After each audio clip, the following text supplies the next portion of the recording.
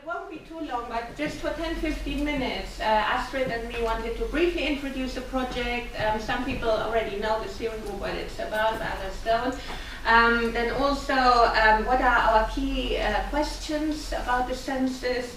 We wanted to briefly present some of the findings from London, and then also the specific focus that Cologne will have, because it's slowly evolving that each city seems to have its own sense of place, not only sense of place, but their own theme developing, and we briefly want to say a few words around that.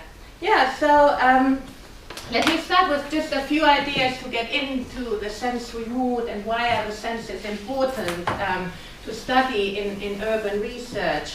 So, I mean, I guess I pray to the already converted. Yeah, I'm getting really confused with three languages. Okay, with the converted. But think about what happens when you step outside your door in the city. You encounter the city as a sensory, corporeal space. Whether we walk it, whether we drive it, whether we cycle it. What can you feel? What can you taste? What can you see? What can you hear? Your body brushes against other pedestrians, a cacophony of traffic noise, voices and mobile phone rings echoes in your ears. Your nostrils are teased sometimes by the sweet smells of bread, other times by the gutter and not so nice smells. But basically what I want to illustrate with this brief description is that the senses play a crucial role in mediating your experience of the city, but also in structuring your experience. They are geographical, they tell you where you are, but also they are emotional. They tell you often, they make you feel certain things. So they are part of mapping our city and our attachments to the city. However, the associations we have with these sensory perceptions, and I guess that's where especially Astrid and me are coming from, are very much historically framed. How we experience the senses has changed over the centuries, but they're also socially framed. So different cultures sense differently, and they're politically framed. There's certain associations with certain senses that are very, political and linked to power associations in wider society. So at the same time, while we have that framework around them, sensory experiences are also structured through subjective memories, through personal associations, but also, as research with Gillian showed, they're also structured by the practices we engaged in the urban environment. A mother senses a city differently when she's with her child than when she's shopping on her own, like I did yesterday night without children to look after. Yeah, so all that frames how you experience the city. And it has been also then become widely accepted both in academic and in policy circles that we encounter the city as this kind of experiential, emotional space. When we started looking into this, both from a historical perspective and from a sociological and geographical perspective, what we found, Astrid and me, is that the discussions on the human sensorium are very narrow academically. They're very much discipline-based, they're very much focused on a particular methodology. And a lot of the current work in the social sciences has been very theoretical. There's been very much a philosophical approach to it, but it's been much less methodologically or empirically based. So in the historical sciences, the senses also have attracted increasing interest in the last 10-20 years, very much focusing on the control of space historically, for example. Or in cultural history, there's been a whole area of research on culture and emotions, for example, on the body and the emotions within cultural history. Or the role of the senses in the reception of art and literary history. But what we found that in both our fields, there has been a lack of discussion around methodology and sources across different disciplinary areas. Then, as we started talking to the Museum of London and the Centre for Center for Contemporary Culture in Barcelona and the Zen Museum in Cologne, we also noticed that there's been a very perceptible turn in the museums towards the sensory field and towards experiences. So especially in museums, the visualism of exhibitions has been questioned, and there's a real search for more interactive, experiential exhibitions, for example, and moving away from traditional ways of curating. Also, if we look at city planning or at architecture, because of this move of cities to focus on their city branding, as you can see here with these posters, atmosphere, the character of cities has become very important. And again, research I did with Gillian has shown that the architectural sector or planners and branding, branders are very interested in how to manage sensory experiences for economic purposes very often in cities. So what I'm trying to say here is that senses matter more and more. They always have, but they've really come to the forefront in the last 20 years, both academically and professionally in the urban professional world. But, and that's where our project steps in, I guess, is that despite what has been called a sensory turn, there has been a real lack of dialogue across disciplines, but also across different professions. So it has been very much the picture of the ivory tower doing its own thing, and the real world doing, their thing as well. And what this network is aiming to do is to bring together urban professionals, museum curators, academics, really learn from each other. How do we research, curate, represent the senses in the city? How do we deal with urban experience in all our different fields? So what we really wanted to find out then from all these different disciplines and professions is to develop innovative methods to research the sensory emotional realm in cities, both in the past and in the present. So this kind of historical framework is also with us all the time, and we need to think about, how does the present, the past, and the future relate to each other through the senses. And we think that we can learn, the London workshop already showed that we can learn a lot from each other. So, I forgot to do the whole. So these were the key aims of. Sorry, and one more. Yeah. So we're focusing, as we explained quite a few times, then on 3 cities to gather like a European network, but also a comparative element within the framework to see how Europe is researching, curating, and representing the senses. And there will be, hopefully in March, a final conference in London where we will bring everything together. One of the most important things is that we're not claiming to change the world here, and it's very much the workshop is. I'd like to. Especially at the moment, yeah. I would love to, but the workshop is very much of exploratory nature, and it is very much experimental. An experiment in itself. I don't think it has happened in this cross-European way many times before within the funding we got. So the overall aim is really to offer a space and time to talk and to explore ideas. And the workshop tomorrow, the field work, is a mini, I call it a mini ethnography, a mini pilot study. Like, we're not going to find completely new methods, but we can explore and try things out. Manuela will also talk a bit more about the outcome of the project a bit later, which will be a toolkit, a digital toolkit, which will be online for museum curators, for planners, for academics to look into how to research the city from a sensory point of view.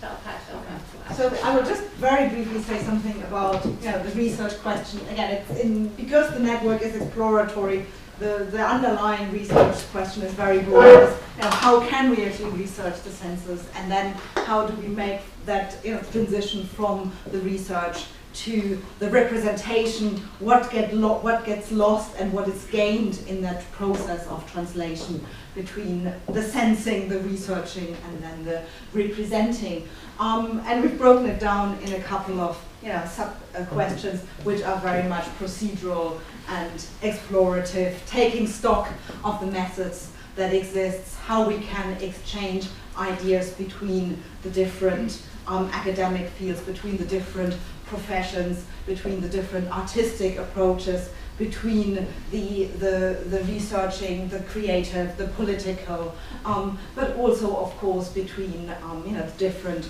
countries. Do we have the same methodologies? Do we have the same problems? Also, in the comparative framework, one of the questions that is more and more emerging is how much can we actually translate the questions and the frameworks and the methods from one city to another, or how much does this have to be more inductively informed from the bottom up and from the sort of sensory landscape that we find in each city. And as Monica already said, that in addition to the first work in every workshop, where we have both the broader theoretical papers, the reports from the practice, and an introduction to the particular area that we will focus on the second day, we have these little fieldwork studies. And in each city we try to choose a street that has certain similarities in being very old, very historic streets, where you have the different layerings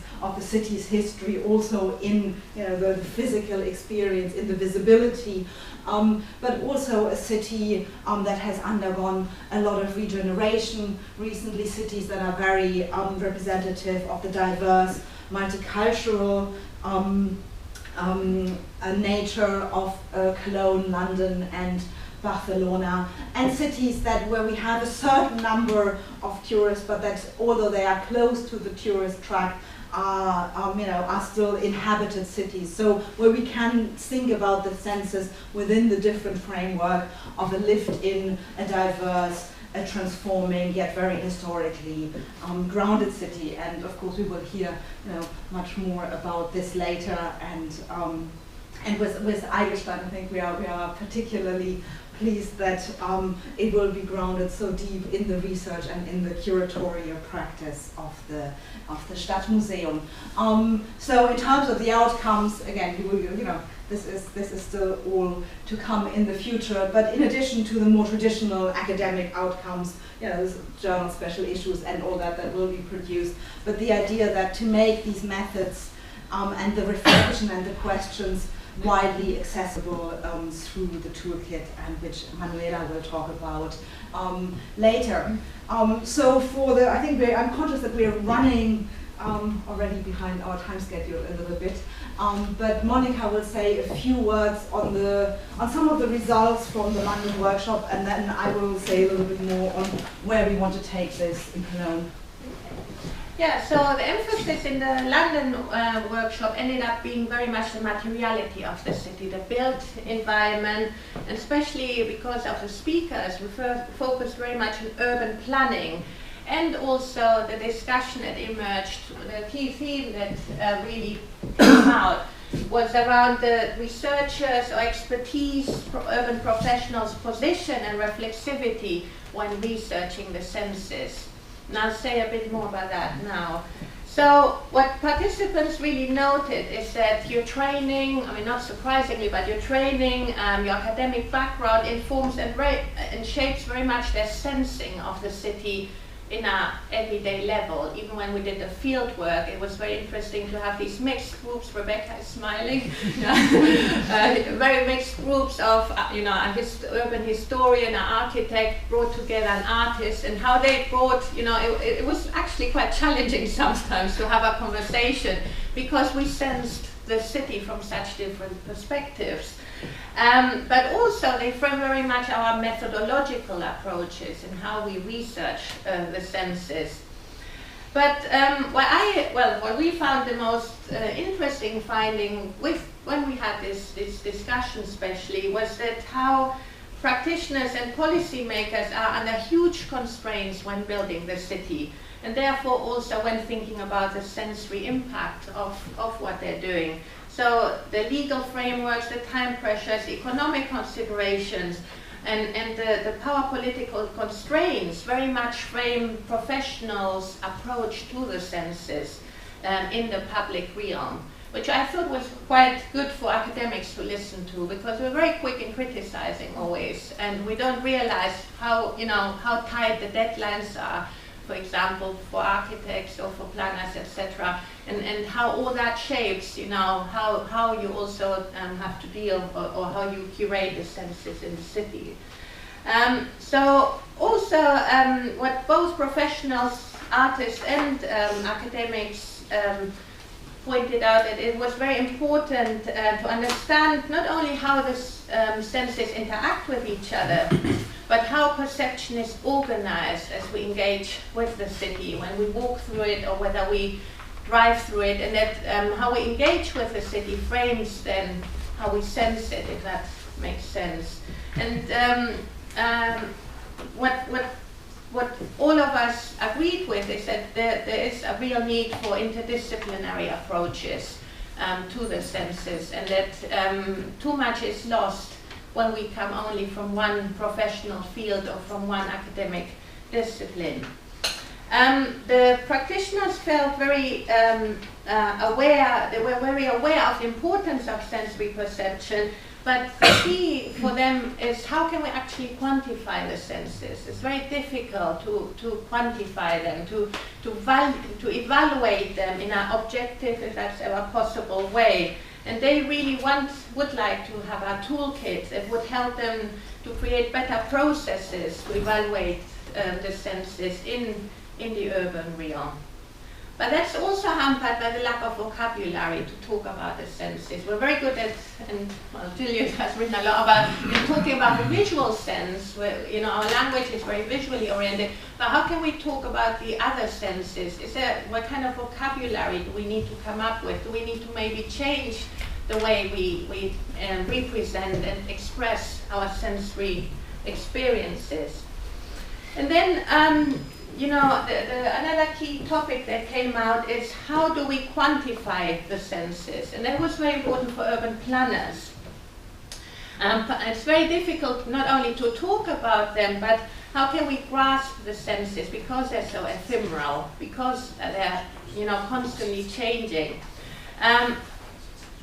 While at the same time, senses are also linked to questions around taste, around aesthetics, for example. And again, how can we or how can especially urban professionals then think about all the different participants, users of spaces, and take that into account when planning the cities? So several speakers, both academic and professionals, talked about gut feelings. When assessing planning applications, when looking at CGIs, so computer-generated images, or even when evaluating data, that a lot of information and of valuing the senses comes from this gut feeling. And we really thought that tacit knowledge is very important. I mean, that gut feeling on the one hand is tacit knowledge, but it has been shaped by our professional training, whatever that is. So it's not just a gut feeling, a whimsical, or because I think so kind of approach, but it has been informed by years of, curating or planning or reading about, the senses. So urban practitioners and policymakers especially wanted more robust feedback mechanisms after planning changes are applied on streets or on cities. So there's been a lot of talk on consultation when a city gets regenerated. But what the professionals pointed out, there's a lot of consultation before application comes in, before building gets designed, but there's very hardly ever any post-planning consultation. And they would find it very useful to have more mechanisms to do this post-planning checkup. So, and lastly, that while the sensory is very much embedded in urban planning, in the thinking of architects, especially in Britain at least, there's hardly anything in policy that frames how the senses are dealt with in the regeneration of cities. And it's really hampered by a lack of understanding of how people actually perceive and understand the city. So again, policymakers said that they would really like to have better methods and better processes to attend to memories and personal feelings about places. And then one thing that came up, especially in our method discussion, and it was really led also by Beatrice, I think, and Judith. So some of the museum curators really pointed out that maybe one answer would be to have more sensory education, not only in museums, but also, you know, for city planners, you know, for policymakers, etc. And they recommended to have maybe workshops, sensory workshops, where we could explore how to be attentive to the senses. And really pointed out as a key feature. I mean, we all are, you know, sensory experts in our everyday life, but we often don't think about it consciously. So a more conscious focus on this sensory education, and that these workshops could take place before, during, and after planning processes are implemented, and should be bringing together, you know, both professionals, you know, users of the cities, and also academics, and maybe that would be a way forward. Now I'll pass now on to Astrid the last few minutes to highlight our focus in person. So in Cologne we will pursue and continue the questions that emerged from London, in particular about the relationship between architecture, planning, the senses, and what theoretical models actually inform both the methods but also the practical decisions. But we will also, of course, be faced with the particular questions that are asked by the city of Cologne and with the comparative framework. By moving from London to Cologne, we are inscribing ourselves in a long history of travel, Grand Tour travel to the Rhineland.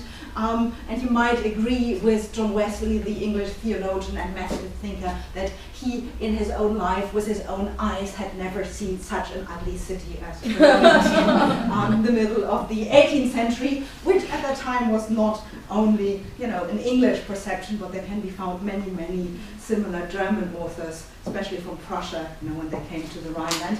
But this might be my particular bias, towards my native city, but in some ways there couldn't be a better city to talk about senses and feelings. And I've put the quote from one of the popular songs by the Höhner, which is also on the marketing. When I got from the head of marketing from Cologne Touristik, on the back of his card it says, Cologne is a feeling in English, and that's the that's the Cologne dialect version of it. So the official motto in some ways of the city is Cologne is a feeling. It is also, in its very name, I think, to my own knowledge, the only city that is associated with a smell. At least in English and in French, the name is Cologne rather than Köln. Although, again, a lot of the 19th century travelers will rather disagree, and here you have, the real eau de Cologne and its effect upon the noses of the three illustrious individuals coming from the British Isles. But it is also sensory in different ways. The adjective in dialect, Kölsch, not only is the sound of the language, but it's also a taste, that of the local beer. And again, in the marketing, you can already see how the love of the city, the sensing, the tasting, the consuming of the city are coming together. And it says, love by the first, what's a schluck? Sip. By the first, love by the first sip. And it's red, the Kölsch is red like the love for the city. It is extremely visual in the imagination of people, both in Cologne and not in Cologne. And the spires of the cathedral, of course, follow you, a long time across the flatlands. And you always know, coming back home, that when you can kind of see the cathedral, it's only about half an hour of travel, and you will be home. And it's sensory, very much in the celebration of its carnival, sensory, sensuous, mixing up the different sensory regimes of the tasting, of the smelling, of the getting close to each other. But of course, it's also one of the cities where music is the most prominent in the cityscape, and in a way of celebrating it in the streets. But it's not only sort of interesting for the sensory through the cliches of Kölsch, Carnival, Kölnisch Wasser, and the Klüngel mentioned earlier by Mario Kramp.